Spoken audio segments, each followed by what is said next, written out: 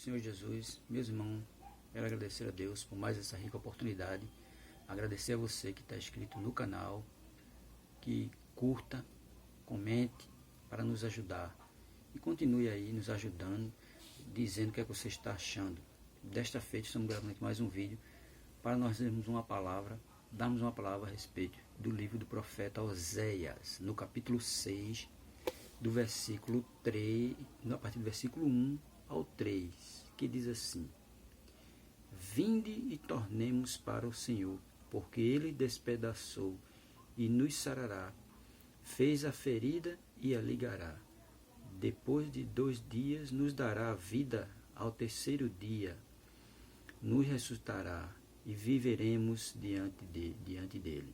Conheçamos e prossigamos em conhecer o Senhor, como a alva será a sua saída, e ele nos verá como a chuva seródia que rega a terra. Amém, meus irmãos? O capítulo 6 do livro do profeta Oséias vai falar assim: voltemos ao Senhor.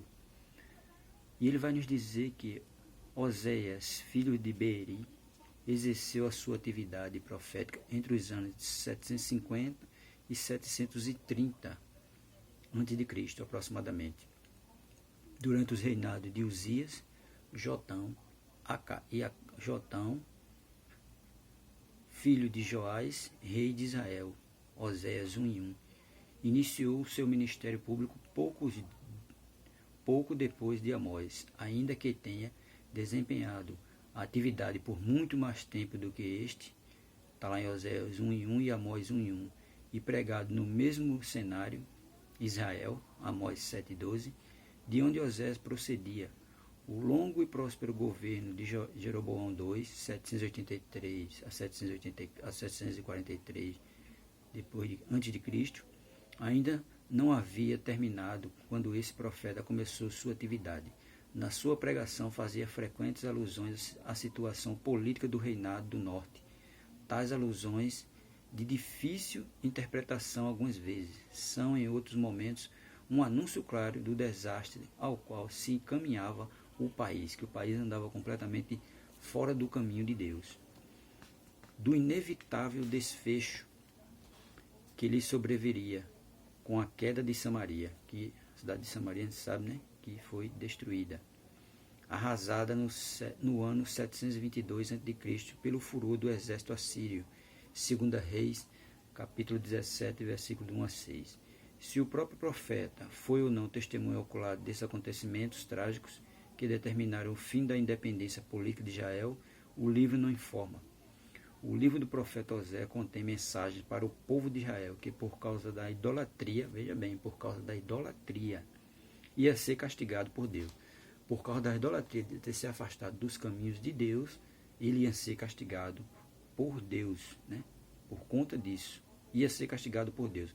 Mas Deus não os abandonaria e estaria sempre pronto para salvá-los. Veja que mesmo eles pecando, mesmo fazendo um bocado de coisa errada, Deus não estava abandonando eles por completamente. Deus ainda estaria disposto a perdoar os pecados e tornar a salvar a todos.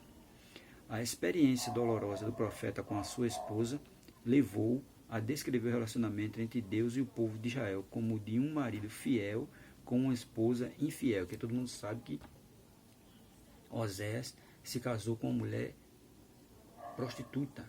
Ali um símbolo da infidelidade do povo de Deus.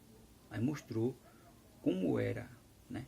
Como Deus era um marido fiel e o povo uma esposa infiel.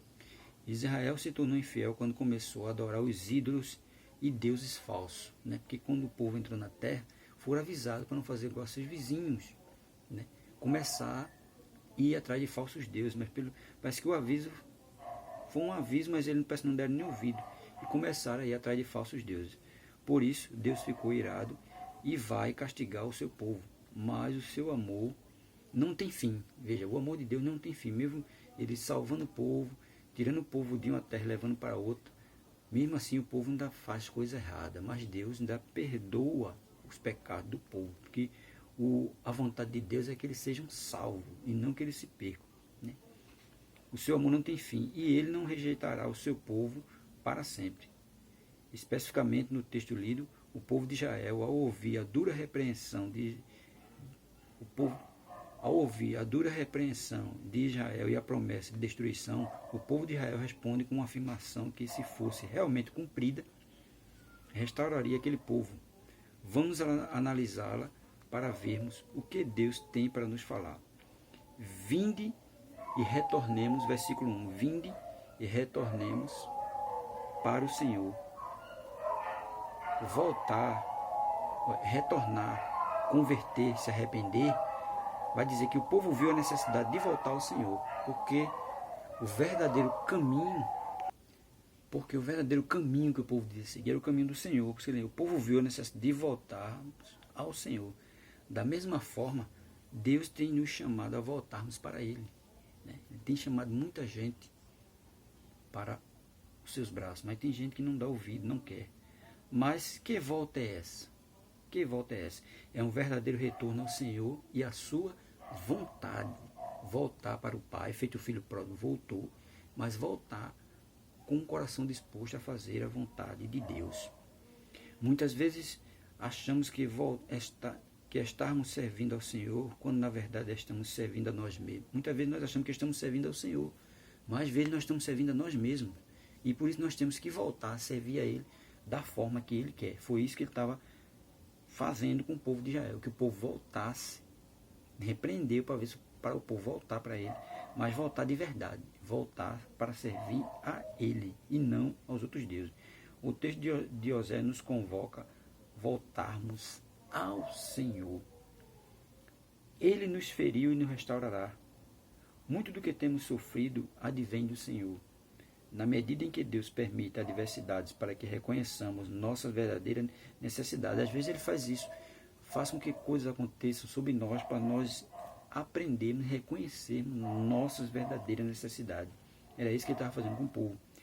Se a dor vem de Deus, a restauração também vem dele. É Deus quem restaura, não somos nós. Quando Ele quer restaurar, Ele restaura. Mas quando Ele quer deixar o camarada sofrendo, Ele deixa. Mas sabemos que ali é só por um período de tempo, porque ali vai ser o quê? Um aprendizado para a pessoa. Então ele vai ali, a partir daquele momento, daquele sofrimento, é que Deus está ali tratando com ele, para ele realmente se voltar para o Senhor. Devemos reconhecer que é Deus quem muda nossa situação. Tá? É Deus quem muda a nossa situação, não somos nós. Não é nós que vai mudar a nossa própria situação. Quem vai mudar a nossa situação é Deus. Que conhecer seria esse? Que conhecer seria esse? Que conhecer seria de conhecer a Deus mesmo. Que de voltemos ao Senhor para que o conhecemos mesmo. Ali, que conhecer esse? Israel já conhecia o Senhor, mas só por conhecimento racional. Deus esperava um conhecimento pessoal e íntimo. Que Ele quer isso, intimidade, unidade na fé. Ele quer intimidade, queria intimidade com o povo de Israel. Mas o povo só conhecia racionalmente. Precisamos suplantar o conhecimento racional que temos de Deus. Deus está à espera de um passo nosso para se revelar de maneira íntima a nós. Sabe? É isso que Ele quer. Deus está à espera de um passo nosso para se revelar de maneira íntima a nós. É isso que Ele quer. Quando nós nos aproximamos dele, Ele diz aqui no versículo 1, vinde e voltemos para o Senhor. Né? No versículo 3 ele vai dizer, conheçamos e prossigamos em conhecer o nosso Senhor. Por quê? Porque quanto mais conhecimento nós tivermos de Deus, mais intimidade nós teremos. Quanto mais nós nos aproximamos dele, mais ele nos aproximar de nós.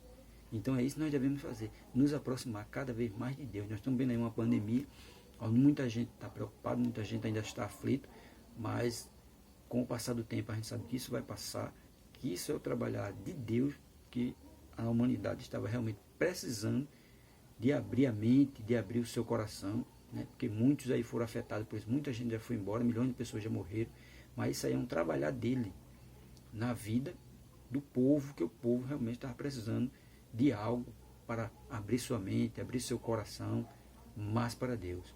Então, que Deus nos abençoe, agradecendo a Deus por essa rica oportunidade que Ele me concede, por essa palavra rápida, porque é só uma reflexão para nós entendermos que nós precisamos voltarmos ao Senhor e prosseguir a conhecê-lo cada vez mais, não só racionalmente, mas intimamente. Amém?